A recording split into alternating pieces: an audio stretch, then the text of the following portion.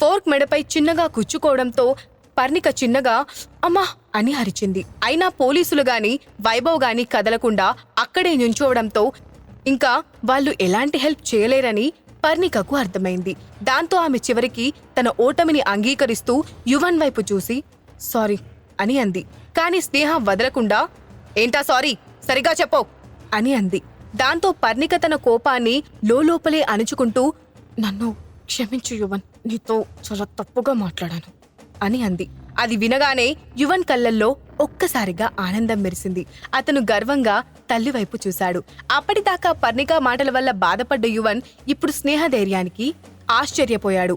యువన్ ముఖంలో నవ్వును చూసిన స్నేహ పర్ణికను వదిలేస్తూ ఇక మీరు నాకు ఎంత దూరంగా ఉంటే అంత మంచిది, లేదంటే ఈసారి మిమ్మల్ని అంత ఈజీగా వదిలిపెట్టను అని హెచ్చరించింది. ఆ మాటలకు పర్ణిక కోపంతో పిడికిలి బిగించింది. అది చూసిన వైభవ్ వెంటనే ఆమె చేతిని పట్టుకుని వెనక్కి లాగి అక్కడ్నుంచి వెళ్లబోయాడు. మెల్లగా పరిస్థితి సర్దుకోవడంతో ఇన్స్పెక్టర్ రామ్ అరుణ్ కి షేక్ హ్యాండ్ ఇచ్చి బాయ్ సార్ అని చెప్పి అక్కడ్నుంచి వెళ్లిపోయారు. స్నేహ వెంటనే యువన్ని దగ్గర తీసుకుని ఇప్పుడు నువ్వు హ్యాపీయేనా అని అడిగింది. యువన్ వెంటనే అవునన్నట్లు తలూపుతూ ఎస్ మమ్మీ అన్నాడు.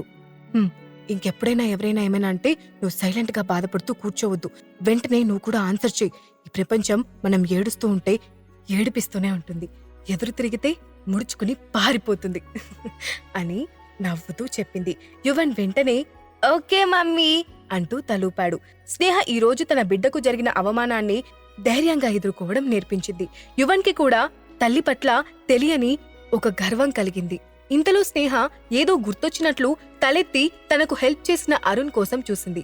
కాని అక్కడ అతను కనిపించకపోవడంతో రెస్టారెంట్లో 4 పక్కలా చూసింది. దూరంగా కార్నర్ సీట్లో కూర్చుని ఉన్న అరుణ్ ఆమెకు కనిపించాడు.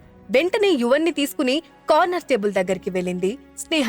అప్పుడు హలో అరుణ్ గారు, అడగకుండానే చాలా హెల్ప్ చేశారు, థ్యాంక్ యూ సో మచ్, మీరు టైంకి వచ్చి అని చెబుతూ అనుకోకుండా అతని ఎదురుగా ఉన్న ఒక వ్యక్తి వైపు కళ్ళు తిప్పింది. అక్కడ కూర్చుని ఉన్న అక్షయ్ని చూడగానే ఆమె షాక్ అయింది.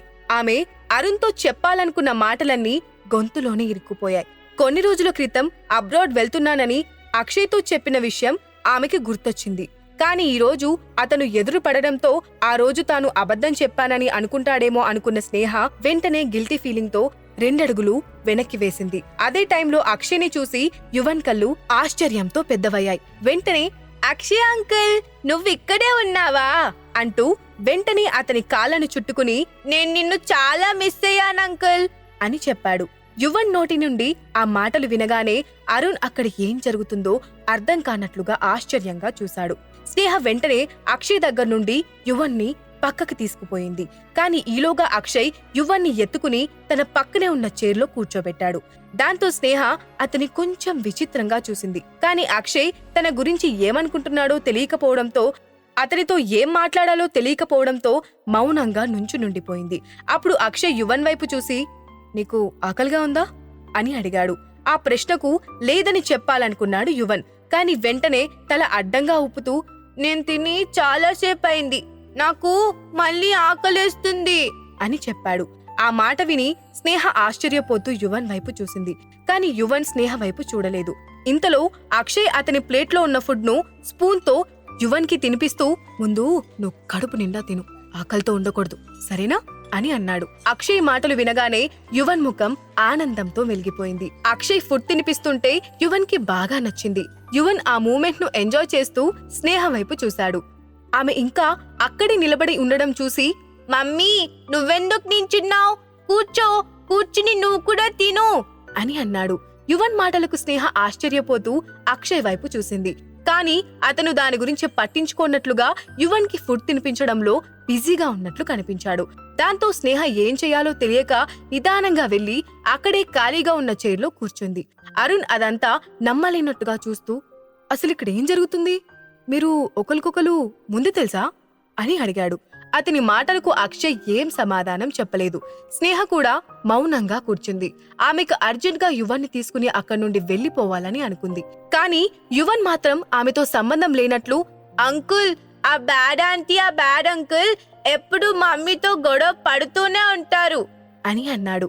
అది విన్న స్నేహ వెంటనే యువన్ అవన్నీ మాట్లాడకూడదు అంటూ వారించబోయింది.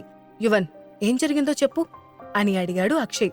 అప్పుడు యువన్ హడావిడిగా, మేము యుఎస్ వెళ్ళడానికి ఎయిర్పోర్ట్ కి వెళ్తే ఆ బ్యాడ్ ఆంటీ అక్కడికి వచ్చి మమ్మల్ని వెళ్ళనివ్వలేదు. ఆ తర్వాత మేం కొత్త ఇంటికి మారిపోయాం. మా మమ్మీ కూడా కొత్త జాబ్ లో జాయిన్ అయింది అంటూ తనకు తెలిసినంత వరకు విషయం చెప్పాడు. యువన్ మాటల్ని బట్టి ఏం జరుగుంటుందో అని మొత్తం ఊహించాడు అక్షయ్. ఖచ్చితంగా వాళ్ళను వెళ్ళనివ్వకుండా పర్ణిక అడ్డుకుందని అతనికి అర్థమైంది. అందుకే స్నేహ ఇక్కడే ఉండి నక్షత్ర ఎంటర్టైన్మెంట్స్ లాంటి లాస్ కంపెనీలో జాబ్ కి అప్లై చేసిందని అనుకున్నాడు. ఆమె పరిస్థితి తెలుసుకున్న అక్షయ్కి ఒక్కసారిగా తెలియని బాధ కలిగింది. దాంతో వెయిటర్ని పిలిచి స్నేహకి ఫుడ్ వడ్డించమని చెప్పాడు. స్నేహ వెంటనే, లేదు నేను తిన్నాను అంటూ అతన్ని ఆపబోయింది. కాని అక్షయ్, ఏం మాట్లాడకుండా తిను అని ఆర్డర్ వేస్తున్నట్లుగా చెప్పాడు. అది చూసిన స్నేహ ఆశ్చర్యపోతూ, ఇతనేంటి నాపై అధికారం చూపిస్తున్నాడు, నేను తిన్ను, ఏం చేస్తాడో చూస్తాను అనుకుని ఫుడ్ తినకుండా అలాగే కూర్చుంది. దాంతో ఒక్క క్షణం ఆమెను చూసిన అక్షయ్, నీ ముందు ఫుడ్ పెట్టింది వేరే వాళ్ళు తినడానికి కాదు, స్టార్ట్ చెయ్యి అని సీరియస్ గా అన్నాడు. అతని మాటలకు స్నేహ, నేను తిన్ను అని లోపలే అనుకుంటూనే తన ప్రమేయం లేకుండానే ప్లేట్లో చేయి పెట్టింది. నిజానికి అతని మాటని ఆమె ఎందుకు వింటుందో ఆమెకే అర్థం కాలేదు. అది చూసిన అరుణ్ ఇక ఏమాత్రం ఆగలేనట్టు, ప్లీజ్ మీలో ఒక్కరైనా ఇక్కడేం జరుగుతుందో నాకు చెప్పండి అని అడిగాడు. అప్పుడు స్నేహ వెంటనే, నా పేరు స్నేహ, అతను నా కొడుకు యువన్ అని చెప్పింది. వెంటనే అరుణ్ కూడా, ఓ అవునా, నా పేరు అరుణ్, థ్యాంక్ యూ, కానీ నేను అడిగింది అది కాదు అని అన్నాడు. దాంతో అక్షయ్ అతని వైపు చురుగ్గా చూసి, అరుణ్, నువ్వు ఇక్కడికొచ్చినప్పటి నుండి చూస్తున్నాను, నువ్వు నాన్ స్టాప్ గా మాట్లాడుతూనే ఉన్నావు, కాసేపు నోరు మూసుకుని ఫుడ్ తిను అని అన్నాడు. అది విన్న అరుణ్ ఆశ్చర్యపోతూ, ఏంటి నేను మాట్లాడుతున్నానా అని అన్నాడు. అవును, కాసేపు సైలెంట్ గా ఉండు, ఇక్కడ మాట్లాడడానికి వీల్లేదన్నట్లు చెప్పడంతో అరుణ్ సైలెంట్ అయ్యాడు. కాసేపటికి స్నేహ పైకి లేచి, ఇంకా మేం బయలుదేరతాం అంటూ, యువన్ రా వెళ్దాం అని అంది.